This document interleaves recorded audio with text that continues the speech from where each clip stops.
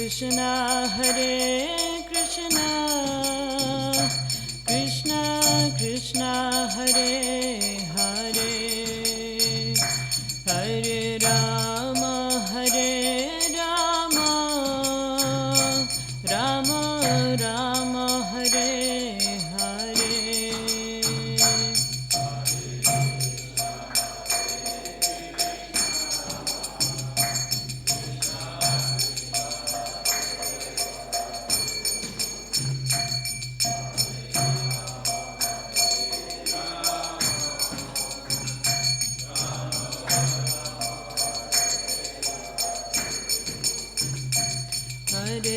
Krishna Hare Krishna Krishna Krishna Hare Hare Hare Rama Hare Rama Rama Rama Hare Hare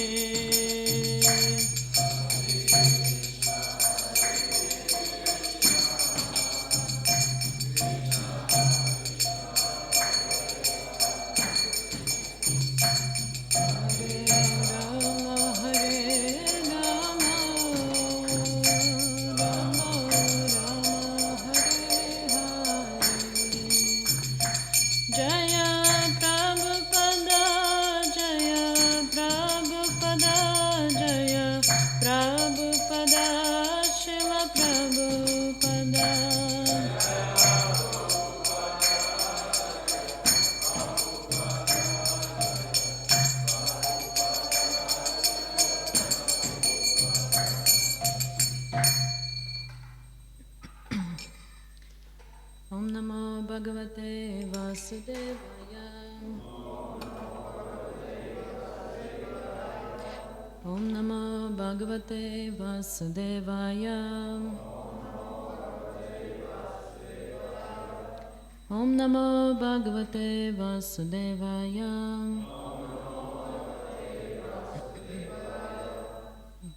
Hare Krishna, everyone. So we're going to be reading from Srimad Bhagavatam, Canto 3, Chapter 20, verses 42 and 43.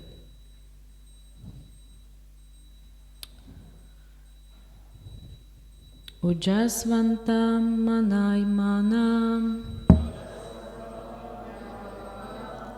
Atmanam Bhagavanajah Sadhyaganan Pitriganan Parokshena Shrijat Prabhu Urjasvantam Manyamanam Atmanam Bhagavanajah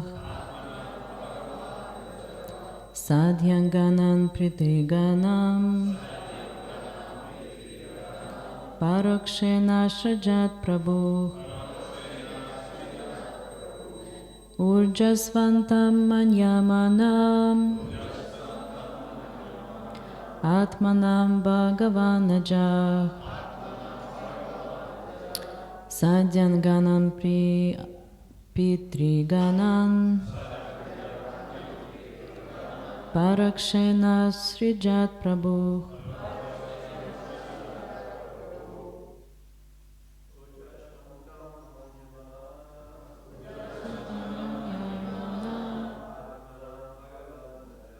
Atmanam Bhagavanajah Satyangana Pritigana Parokshana Srijat Prabhu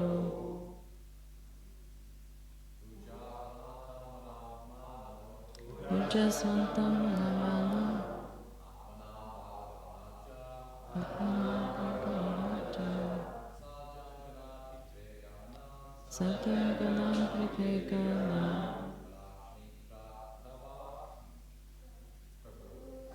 Parakshana Srijat Prabhu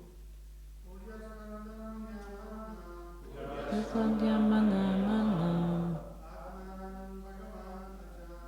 Atmanam Bhagavanaja Satyam Gana Priti Gana Parokshana Srijat Prabhu. Any idea?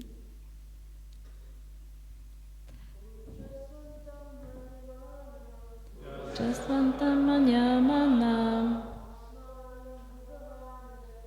Atmanam Bhagavanajam Satyam Ganam Pitri Ganam Parokshana Srijat Prabhu. Ujahvantam, full of energy. Manyamanam, recognizing. Atmanam, himself. Bhagavan, the most wonderful. Aja, Brahma. Sandhyan, the demigods. Ganan, hosts. Pitri Ganan, and the Pitas. Paroksanam, from his invisible form. Astriyat, created. Prabhu, the Lord of Beings. Translation. Recognizing himself to be full of desire and energy, the worshipful Brahma, the creator of the living entities, evolved from his own invisible form, from his navel, the hosts of Sadhyas and Pitas. Purport. The Sadhyas and Pitas are invisible forms of departed souls, and they are also created by Brahma. So I'm going to read the next verse, verse 43. Tatma sagham tam kayam pita... Okay. Oh, great. Okay. Tatma sargam tam kayam pitarach pratipedire sadhyebhyascha pitribhyascha kavayoyat vitanvate. Translation. The Pitas themselves took possession of the invisible body, the source of their existence. It is through the medium of this invisible body that those well versed in the rituals offer oblations to the Sadhyas and Pitas in the form of their departed ancestors on the occasion of Shraddha. Purport. Shraddha is a ritualistic performance observed by the followers of Vedas.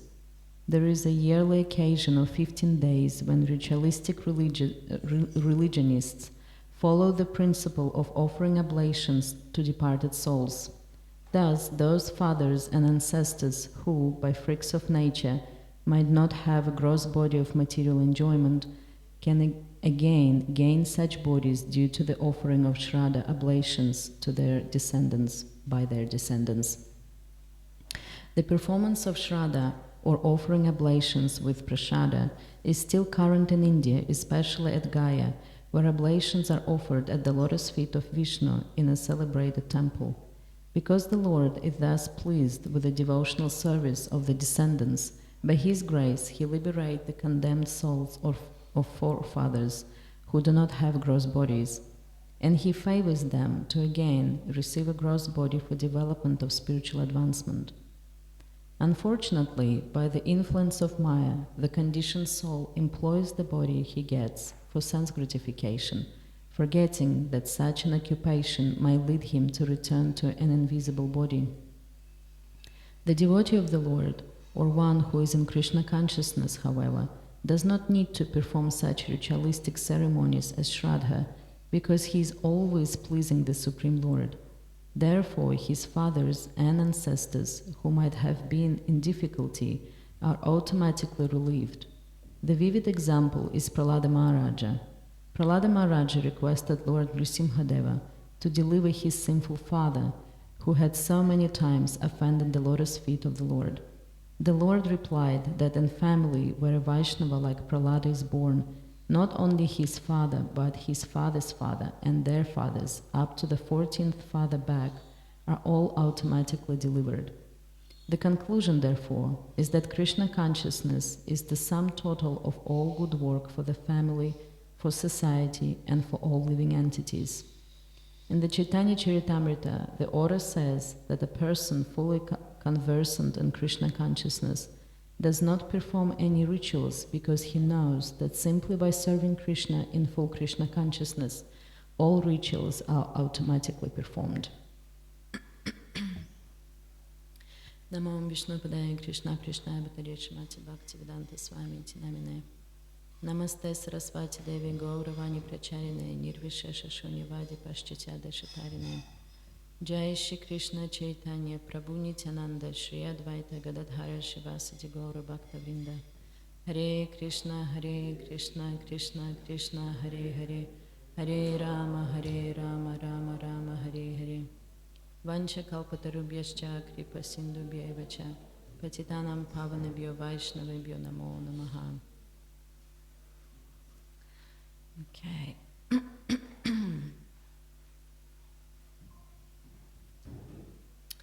So, as we all know, being a minute part and parcel of Krishna, we all have free will. We have a minute free will, and because of that free will, we're able to decide if we want to be with Krishna or not.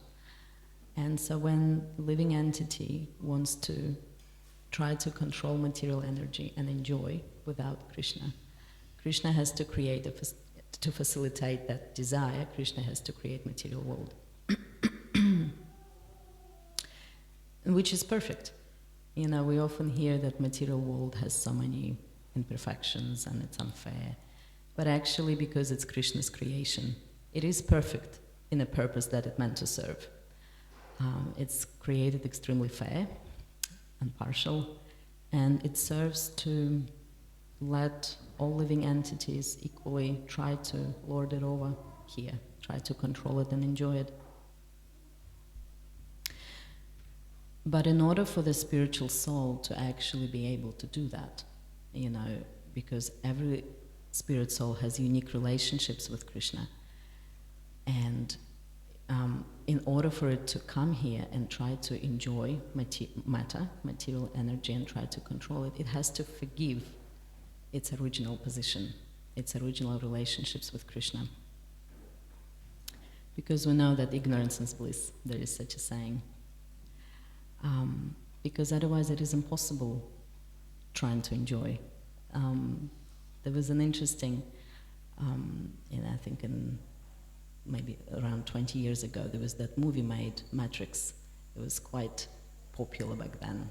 You know, people were enjoying watching that movie. It was a very interesting idea there that the people were placed in a capsules, and they were connected to a system of Matrix, and they were living life in their imagination basically, and machines were just feeding on their energy, and they were imagining that they're living life. And so once they got freed from that system to try to fight machines and whatever, there was one of the people who wanted to go back to Matrix because he didn't enjoy living like that, like a rebel. And in order to do that, he actually wanted to forget, because otherwise, if you know that you've just been a puppet, you can't really enjoy, if you know what reality is. So in this way, we know that Krishna, he creates this material world, and he puts us under this illusion, and he gives us this false ego identification with our body, so that we can go along with our life and try to enjoy it. And so living entities, they consider to be a marginal potency of the Lord. So if we decide to live without Krishna, then we become controlled by external material energy. And if we want to live with Krishna, then we become internal energy, controlled by internal energy. So in this way, when we choose to live without Krishna, we become instruments in hands of material energy. And how does it happen? Because by the influence of modes of material nature, they we know there is that verse in Bhagavad Gita that says that we think that we are the doers and we're performing activities, but actually they perform by modes of material nature. The mode of material nature dictate what we like. We know that everyone likes different colors, different music, different clothes. And the reason why we like different things is because we are influenced by different combination of modes of material nature. And really, it's not our spiritual identity. It's just the characters and the natures we get in this specific life because of the modes of material nature. And so, and then we have this false identification with our material body. And it is very unfortunate and dangerous position to be an instrument of material nature. Like Srila Prabhupada writes here in a purport, he says, by the influence of Maya or illusion, the conditioned soul employs the body he gets for sense gratification, forgetting that such an occupation may lead him to return to invisible body. And so in Kali Yuga especially, we are in that danger of potentially degrading to invisible body that Srila Prabhupada writes about, because we lost Vedic knowledge. Most of the society, we don't have the tradition, we don't have culture, we've been raised without proper perspective. And because of that, most of the time we use our personal knowledge as a point of reference. And there is actually a prayer by Lord Brahma in the previous chapters when he prays to Lord Krishna, and he says that, please, I don't want to act based on my personal knowledge. He actually says, I don't want to speculate based on my personal knowledge, because that's going to make me conditioned. So what is that personal knowledge that he's talking about? And how does it bring us to this unfortunate position, that dangerous position? And we know that the personal knowledge is different for everybody. It's basically made out of our experience that we live. Our parents raised us, we have some genetics, we have culture, and it is very different and subjective to everyone, especially our experiences. So when I give this class and I talk to you, every single one of you hear it differently. You pay attention to different things that I say. You hear them differently based on your personal knowledge. And so it is very subjective, and it's not even just spiritual knowledge. It's a mundane knowledge, it's a mundane fact. When you study psychology, that's the first thing they teach you, that everyone have their own perception of reality. We see colors differently, we hear things differently, we pay attention to different things. So, and the thing is that these days, because people travel so much and move around, we can even see that inside of one country we can have so many different people with so many different cultures. Like we have Aboriginal people in Australia, and their culture is very different to Western culture, which creates a certain difficulty, even for health professionals, for example, because they can't use the same tests, for example, psychological tests for same people, because they come from different cultures. So the same question you ask them, they perceive it differently. And that doesn't necessarily mean the same thing it would mean for white people. So it's a known thing that it plays a big role, and we know for Aboriginal people their culture is different, it's more collectivistic, and certain things in their behavior, considering what we do, would considering to be offensive for them. So, and we know that Indian culture is also very different to Western culture. You have your own traditions, and certain things people sometimes misunderstand because it's just so different. So in this way, your personal knowledge is not always true for everyone, but we act like it is our Holy Bible, our personal experience. And we also know that every single living entity living in the material world is subject to 4 defects, according to Shisha Upanishad. Like we mentioned before, to be able to live in this world, we have to be put under illusion. We have to believe that I'm this body, and it sits in there so deeply. For example, I know that I've been living in Australia for 15 years, but I haven't been to my country. I'm originally from Russia, but I haven't been there in a long time, and I got so assimilated to the culture here that sometimes when I see Russian people, it like, oh, why they say things like that? Like, it just becomes, I can't say that I identify to it so much, but at the same time, every time I read about my country, I feel really warm in my chest. Like, I might not approve of what they're doing or their policy or whatever, but somehow or another, every time I hear or see anything about Russia, it kind of hits home. So it sits in there. Even though I haven't been there in ages, I live here, I study here, my family's here, but it sits in there, this identification with our body, it's really quite there, quite deeply. So that's one thing. You can say that it's a start point that we actually believe that I'm a woman or a man is already not real. It's only for this lifetime. And then you have the second one, which is imperfect senses. We know that every one of us, we can't see in the darkness very well. If we switch off the light, it takes time for our senses to adjust and we can't see very well. So we have imperfect senses. And because we have imperfect senses, we make mistakes. They say that to err is human. It's a natural thing to do. We all make mistakes. Even great people like Mahatma Gandhi, he made a mistake because he was notified that he's going to be killed, that they're going to be attempt to assassinate him, but he still went for that meeting. So he made a mistake. And then the last defect is that when we make those mistakes, we don't want other people to know that we did them. So we hide. We try to hide. We're always trying to be a bit better than we really are. And again, there is obvious things of lying, and then there are subtle things. Like I can say for myself when I put my makeup on. Why do I put my makeup? Because I want to show everyone that I'm a little bit better than I really am. So you're just trying to hide this imperfection there. So, and that's our 4 defects. And so there we go. We have this personal knowledge, but it's compromised because we have those 4 defects. And then we have modes of material nature that also influence the way we think, the way we look at everything. We know that from Bhagavad Gita that it's like a lens. So yes.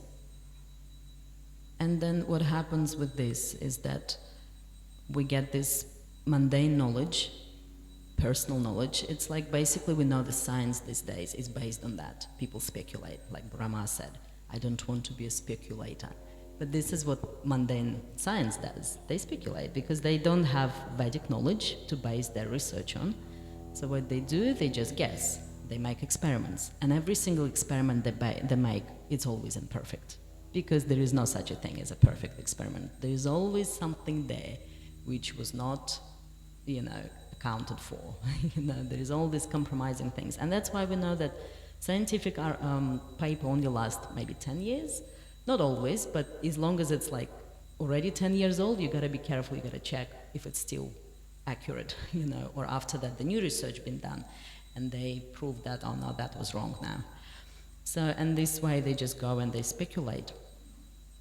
And in the same way, sometimes people speculate about position of Krishna, of God, and they think, okay, because he's spiritual, that means it has to be opposite, so he can't sleep, because he's spirit and we matter. So, we in the material world we sleep, so then Krishna doesn't sleep. They make speculations like that, and they say that he doesn't have a form or doesn't have qualities, because they think that's meant to be opposite, so there's just a speculation, because it's not based on the knowledge from Shastra.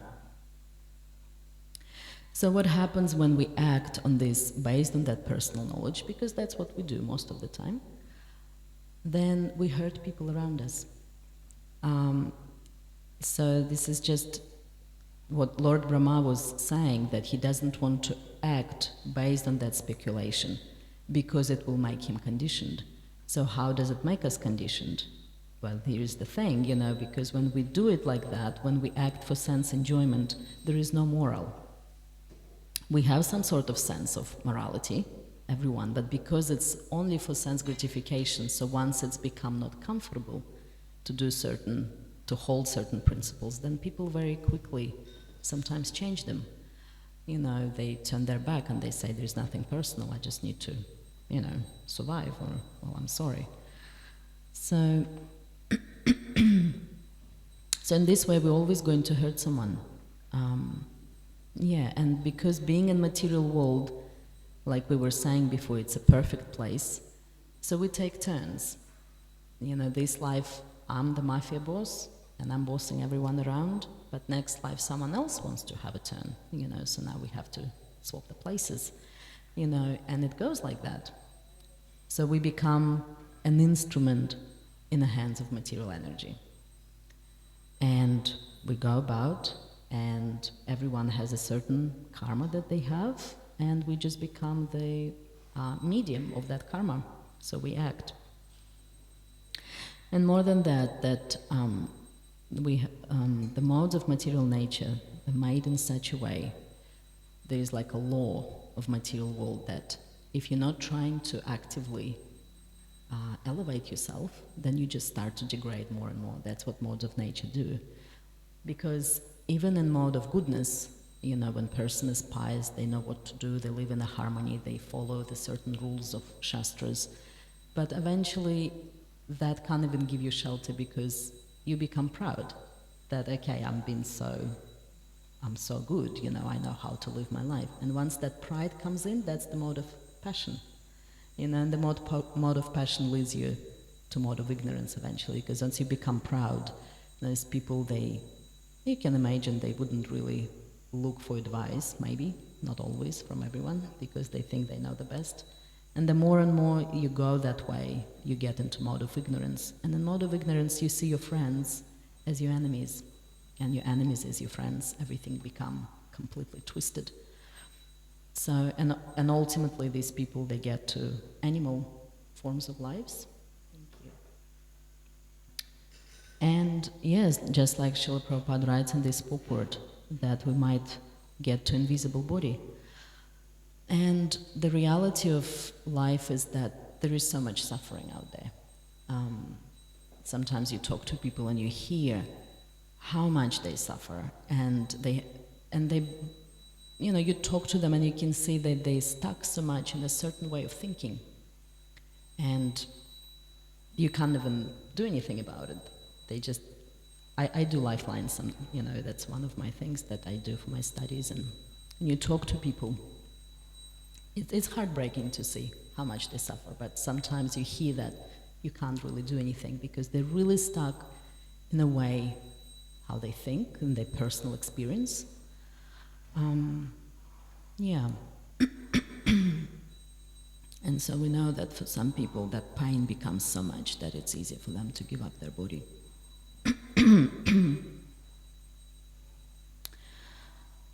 So yes, Srila Prabhupada mentioned here that another path that we can take is if we can't base our actions on our personal experience, if we just discussed how dangerous that is, so then what would we use? So you would think we'd use the Shastras, right? And that's what people in Vedic times, they had the Varnashrama Dharma system. They had the culture, and they would use Shastras, and they would slowly progress, even if they're not devotees, they've been born Shudras or Vaishyas, and then they just slowly, they follow the process and slowly elevate from Shudras. Next life they become Vaishyas, next life they become Kshatriyas. They create this enough piety so that at some point when they meet devotee of Krishna, they actually believe in what they're trying to tell them. You know how when you preach, you meet people, and some of them, you tell them about Krishna and they just straight away believe it. They're like, oh, okay, that makes sense, I was looking for that. And then there are other people who just, you might try to offer them prasad, they wouldn't even take that. When I was very little, we were coming from temple, and I was just sitting on the bus. It's like a public bus, and I had like a little bowl full of like sweet balls. I was, I don't know, 5 or 4. And there was a boy sitting on just opposite me, and I offered him to have some.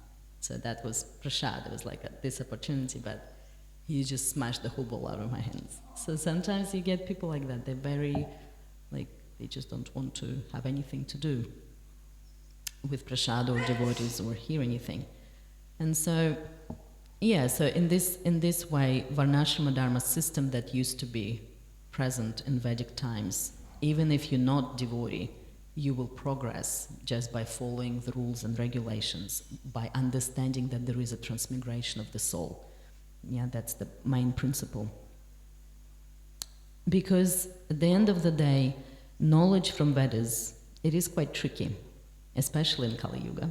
You know, we know how we're trying, many years people were trying to recreate Vedic marriages, you know, and we're trying to speculate what it's like to have a Vedic family, but we don't really know all the facts. We don't really have the culture that will help to support that. And in the end of the day, it just becomes domination, exploitation, and constant fighting.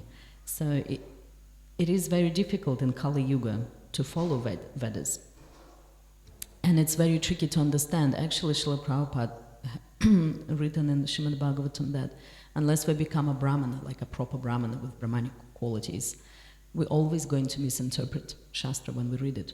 You know, so it takes a certain qualification and training, so when you read the Shastra, you actually understand what it means. Otherwise, yes, we, again, putting it through our personal experience, through our personal reality, and misinterpret it in a way that suits our agenda. And we have example of Arjuna in Bhagavad Gita, the first chapter of Bhagavad Gita, where he didn't want to fight, and he is giving Krishna his arguments why. And those are really intelligent, very well like, it's a very good arguments. They're based on Shastras. He wasn't just saying something, you know. And reading Mahabharata, and we can see how much sometimes, like Yudhishthira had to exercise so much intelligence to try to figure out what is the best way of dealing in a certain situation based on Vedas, based on all sorts of different intricacies. And then there were situations when only Krishna could figure out what to do because it was so difficult. And we have that story of Maharaj Yayati. The story goes that I think it was Krishna's grandchildren that were playing, either his children or his grandchildren, they were playing in the forest somewhere, and they saw that big lizard that's stuck in a well. So they were trying to get it out, but they couldn't. So then they went to Krishna and asked him to help.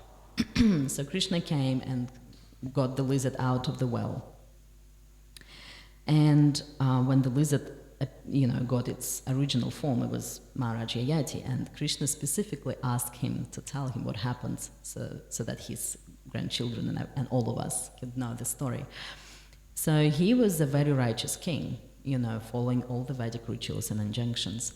And at some point, he was giving cows to brahmanas, how kings always supposed to do that.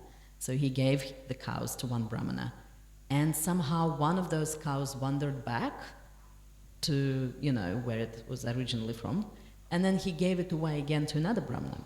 And so once those two brahmanas discovered that they both have same cow, they came to king and they were very upset. And king was trying to pacify them. He's like, I'll give you 100,000 of other cows instead of this one. But the brahmanas were like, no, I want this cow because it was given to me. So at the end of the day, he's trying to negotiate with them. And he was like trying to do the right thing. We could all understand that it's, but the brahmanas were so upset, so they cursed him. And he became that lizard. So the morality of the story there is that, it is a very dangerous path. You just make one mistake, and there he was a lizard. So this is the Vedas. Trying to navigate them, trying to understand, is very difficult. And then, interestingly, Srila Prabhupada says here that even if you, do this Shraddha ceremony and you help your forefathers to get the body, but he says that unfortunately, I'm just going to read this sentence again. Unfortunately, by influence of Maya, the conditioned soul employs the body he gets for sense gratification, forgetting that such an occupation might lead him to return to an invisible body. So he's saying that, okay, we can help, help our forefathers, but there is no guarantee that next thing they do is not going to bring them back to the square one again. Yeah, so this is the path of Vedas, and in our days we know that Varnashrama Dharma been lost. So so then Srila Prabhupada talks about devotional service, and he's saying that that when you become a pure devotee, when you become a devotee of Krishna, you don't actually own anything to anyone anymore, and that your forefathers, 14 generations back, they become liberated automatically. And actually in different places of Srimad Bhagavatam, Srila Prabhupada says that, and he says it differently. Like when we read about Prahlada Maharaj, he says that it's 21 generations, and then there is also another place where Srila Prabhupada says that it's not only forefathers, but it's actually going forward, also like your grandchildren and everyone there. So ultimately this is the best thing we can do for everyone. I remember how my grandmother passed away. That was a couple of years ago, and I was just, I called my Guru Maharaj and I was like, well, what should I do, Should I do something special, And he was like, no, you should just try to be a good devotee because this is the best thing you can do for her. And it's interesting how we were talking about this personal knowledge that we discuss how we could act based on that personal knowledge, or we could try to base on Shastras, which is also tricky. So if we don't have those two, then what do we act on? What is the... So basically, when we read Bhagavad Gita, we learn that what is religious is what Krishna likes, what Krishna wants. This is what makes it religion. And being pure devotees, as much as it's really hard to understand what Krishna wants, how can we possibly understand what Krishna wants? We have like a little brain, we don't know much, we're very limited, we have all these defects and everything. How can we possibly understand? But this is the thing, that once you become, devotee of Krishna, Krishna reveals everything through your heart. And that's what Prabhupada explains, that they know through their heart what is the best way of acting, and they act flawlessly, and everyone is happy. So, and we have also interesting example here of Gopinath Patanaika from Chaitanya Charitamrita. My Guru Maharaj often uses that example for so many things. So he was a tax collector, and he was stealing money and using them to see girls and something. And so eventually they figured it out, that he's been stealing, and so the king's son wanted to execute him. And then all devotees went to Lord Chaitanya Mahaprabhu, and they were pleading to him, please intervene, can you save him? Because he was in the family of Ramananda Roy. And so Lord Chaitanya at first, he was like, well, why would I get involved? This politics going on here, like that has nothing to do with me being sannyasi, like I don't want to get involved. But the more devotees been asking, and because he was part of the family of Ramananda Roy, then Lord Chaitanya went to king and he spoke to him, and the king was very pleased, and he was like, okay, I don't actually want to kill him, I just want him to give money back, and he can carry on doing what he's doing. So there's just another little thing that shows that even just being part of the family, he was in the family of Ramananda Roy, pure devotee. So then Krishna went and bent the rules, for him. And it's interestingly that it is still, like when we read, because Srila Prabhupada refers to the story of Prahlada Maharaj, when he was asking to forgive his father who made so many offenses to the lotus feet of the Lord and to the lotus feet of his pure devotee. And Lord Nrsimhadev told him that actually your father is already liberated. But nevertheless, he still wanted him to do this ceremony, Shraddha ceremony, because he was saying that because you're a king, he's going to be king, so the people going to see. So you have to give example. Same as Lord Chaitanya Mahaprabhu, he also went to Gaya and he did his Shraddha ceremony for his father.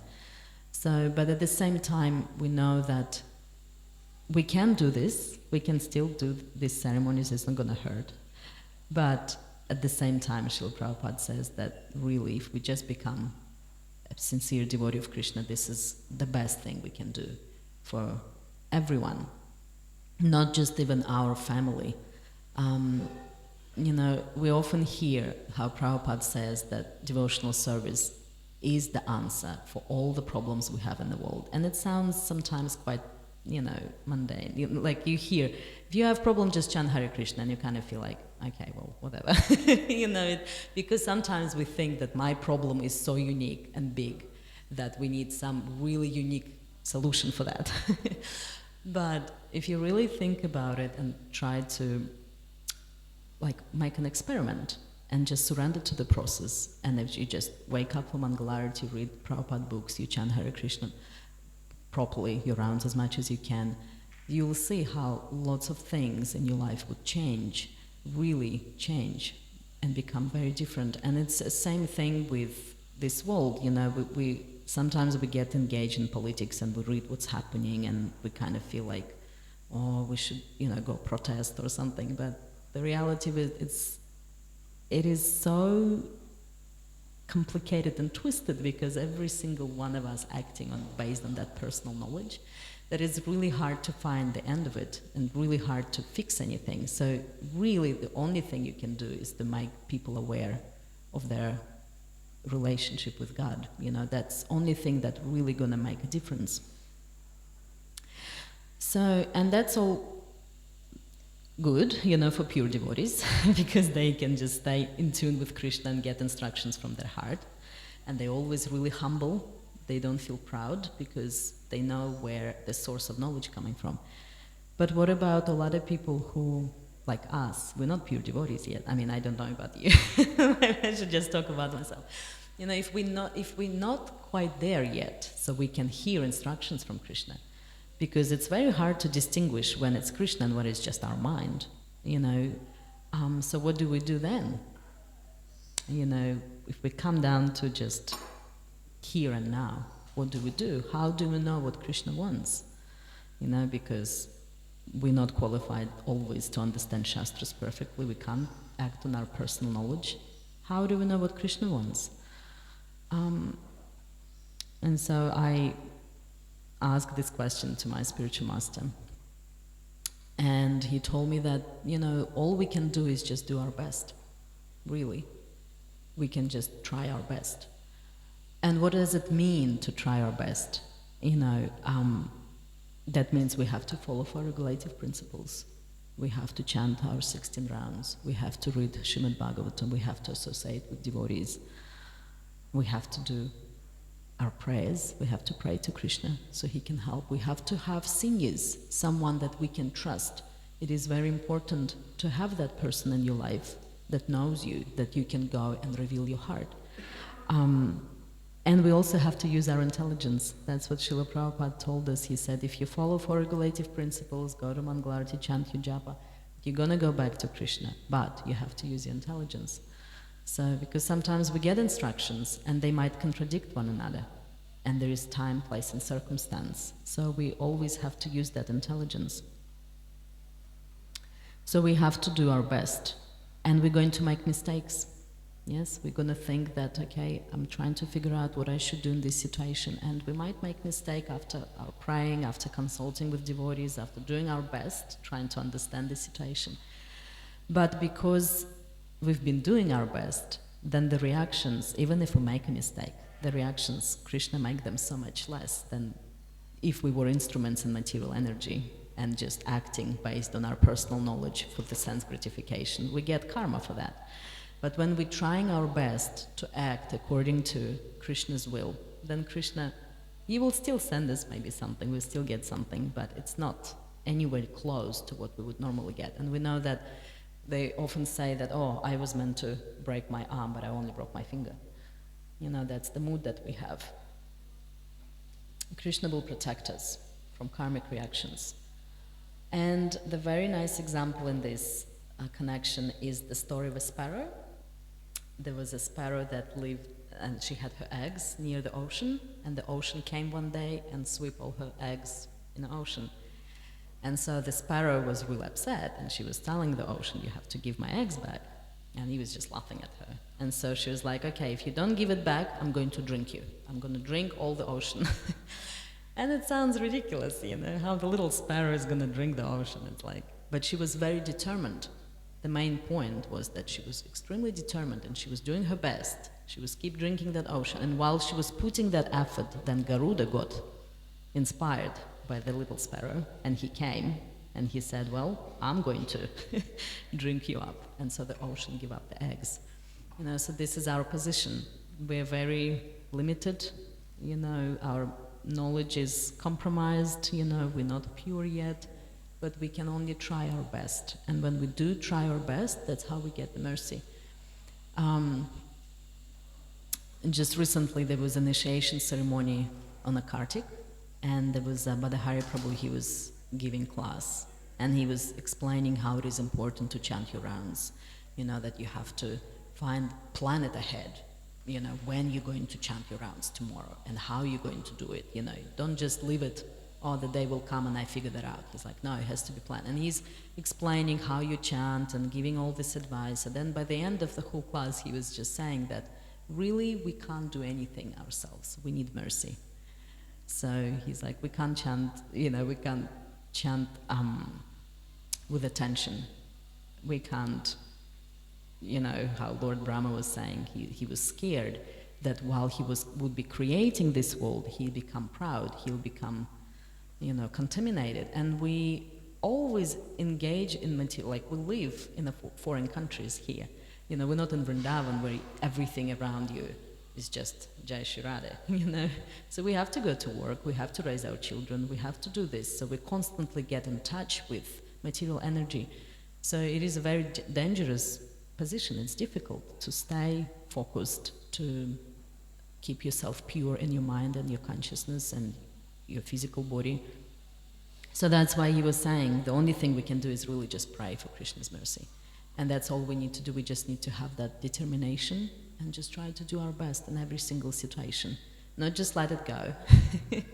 You know, whatever happens, happens. But actually really trying. And in this way, Krishna will protect us and, yeah, give us our mercy. So this is all I wanted to say today. So if there's any comments, there's so many senior devotees here. If someone wants to add something, yes, please.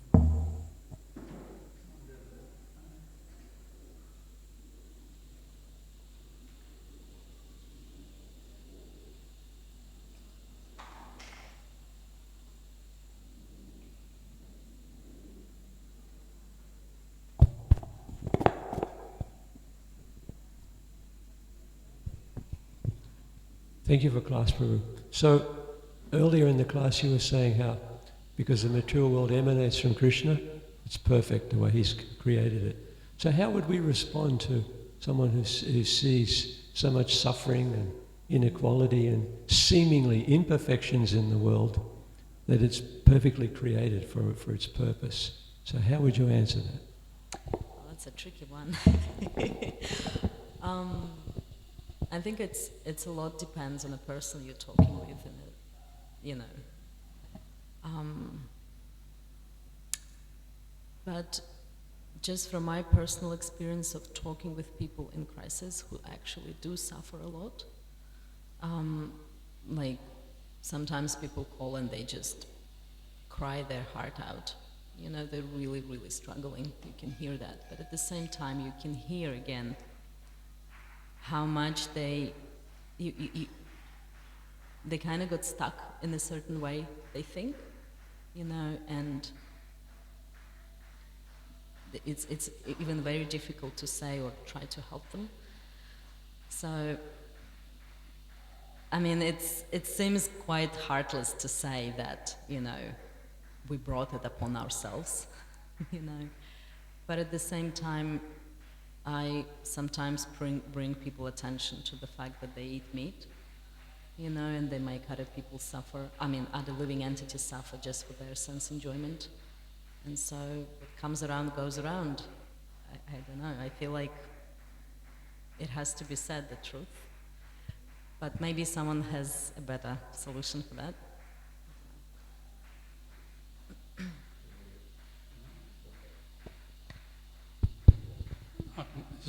Just on that point, Krishna perfectly caters for all the desires and karma of all living entities, and that's an extraordinary thing that he does.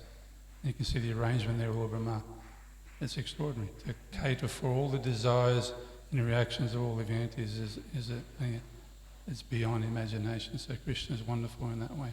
And it's all for our ultimate, advancement. Ultimately, we learn from all these experiences. So it's a tough love. Yes. Just a quick comment. Yeah, King Yati, it seems like a lot of these curses that you hear in the Bhagavatam, they seem a bit harsh and heavy, but if you look at the outcome, Krishna personally touched that lizard body. I mean, I wouldn't call that a curse, Yeah. Call that a great benediction. So it seems like, and the twin Arjuna, twin sons of Kuvera also, it says, and Maharaj Pariksit. So a lot of these so-called curses, they seem to be filled up with the wonderful benedictions, as well as at least the ones that we hear about. That was just a comment. Yes, thank you. I was also going to add, my father told me once, he was talking to a lady, and she wanted to have a peace in the whole world, peace and love in the whole world. That was her, and she was just basically what you were saying. She was like, why there's so much suffering? We should just have peace and love. And so he was trying to talk to her about it. He's like, well, how would you go about doing it? And he goes, oh, well, we just have to, do this and do that and let people to be like this. And, she had all these ideas how she'll bring it about. And then he goes, well, what about people who don't want to peace and love? What do you do with those? And she goes like, what do you mean? You put them in jail. You got to lock them up. And so that's exactly what Krishna Kirtan Prabhu was also saying, that yes, Krishna has to cater for all the different desires that everyone have, and we have to take turns. Someone wants to hurt others, or boss people around, and when we're trying to boss people around, we're going to make someone suffer. It's inevitable. So then the other person would want to have a turn. So we have to change the places, so that's why we can't really avoid that someone is going to suffer. Yeah.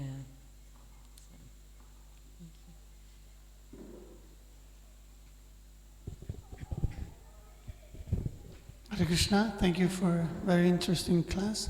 You mentioned about our tendency to speculate even when we deal with Shastra. Mm-hmm. And we have seen that during the few years that ISKCON has been, that some things have been interpreted like in a strange way. And this tendency is, I think that was Bernard Shaw who said that we both read the Bible day and night, but where you read black, I read white. So this tendency to interpret and use the Shastra, the instructions, sometimes in a wrong way for personal, or maybe just because you're not capable of understanding it. Could you expand about that and how to deal with that in a society of spiritualists? Well, it is quite natural to do that, because again, every single one of us have a certain experience in our life, personal knowledge that we were talking about. So this is what we do.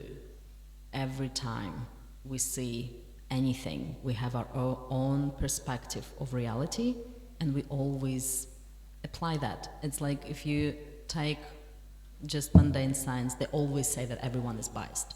There is no person who is not biased. The best thing you can do, be aware of that bias. So, and that's why that's how it goes. That's why all the mundane science articles and everything, it's always limited like that. It's compromised in this way. So unless we become qualified, like the second part of the question was, what do we do about it? Because this is the reality of our situation. And so again, we do our best. Yeah, so when we chant our rounds, when we follow four regulative principles, when we read Shastras, when we associate with devotees, all that increases the chances that our narrow consciousness, which is only like based on our personal knowledge, is actually going to be extended, so then we can see things for what they are. The more we follow, the more we read, the more we associate, how we always have Sadhu Shastra and Guru, Sadhu and Shastra, three principles we have. So the more we do that, the better chances we have of seeing things as for what they are, and we purify ourselves. Even when we read Bhagavatam, we not always understand, like sometimes from and it's just my personal thing, sometimes I listen to Bhagavatam and you have days when you just read it and nothing goes in. You just read it. But the process works anyway because it's purifying you while you're reading about Krishna. So the more you do that, you become elevated more and more. Preaching is another opportunity. When we preach to other people, Krishna gives special mercy to, So all these things help us to understand better experience that we get practicing devotional service. And then, again, it just helps us to get Krishna's mercy. Once we get Krishna mercy, then we can understand properly. Because we can't understand Bhagavatam with our head. We can only understand if we get mercy, but how do we get mercy? By that determination, like that sparrowhead, trying our best in our practice. And then Krishna will give us mercy and we can understand things more clearly. That's my understanding of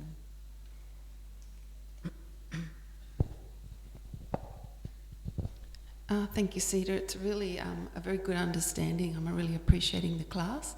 So my question is that just the way you explained that everyone has their own thoughts on things, and that's our judgment coming through. So I was wondering if you could explain, some people don't like this word judgment, but it seems like it's a very natural thing. You have your own way of judging things. So I was wondering if you could explain, some people say, well, don't judge, So I was wondering if you could explain on that. Thank you. Okay, yes, it's a really good point that people say we have not judgmental, circle here.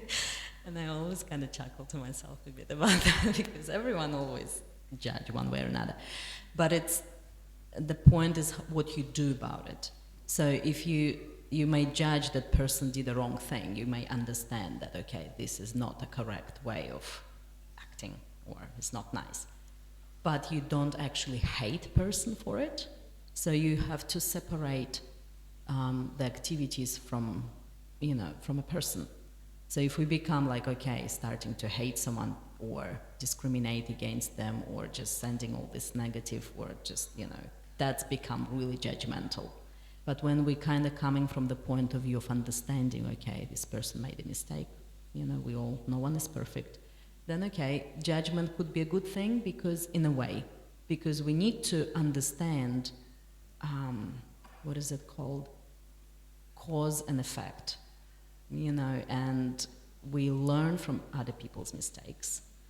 So, and the only way of doing it, you've got to judge, yes. And sometimes people say, you can't criticize devotees, that's it. Yes, you can't criticize devotees and be neglectful towards them because of something they did. But there is a constructive criticism, we have to see things for what they are. We can't just say, okay, let's not talk about this, just because it's, scary, it's Vaishnava Parat. No, we should be able to. It's just maintaining that good attitude and understanding. Yes. Yeah, that's, if anyone wants to add something to any of this.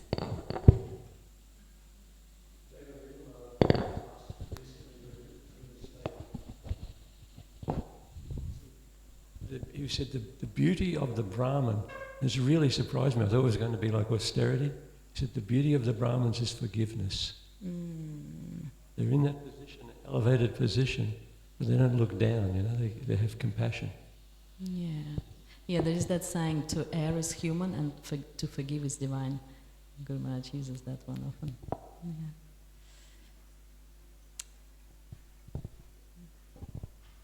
in this connection, the beauty of the Brahman's forgiveness is a little bit surprising in this story of the, what's his name, the lizard, that these two Brahmins were fighting for one cow out of 1,000,000, being Brahmins. It's just like Krishna Kirtan Prabhu mentioned, that at the end of the day, it was like a curse, but the curse was that the Yayati actually met Krishna and Krishna touched him. Yeah, so it's a curse, but really it's a blessing, in a way. And we often see that, isn't it, in Krishna stories, like Krishna Kirtan Prabhu was saying also about Arjuna trees. The Narada Muni cursed them because they were behaving inappropriately and made them into trees, but then once they actually start praying to Narada Muni and asking forgiveness, then he's like, okay, Krishna will come and he will deliver you. So that's how I understand it. I don't know.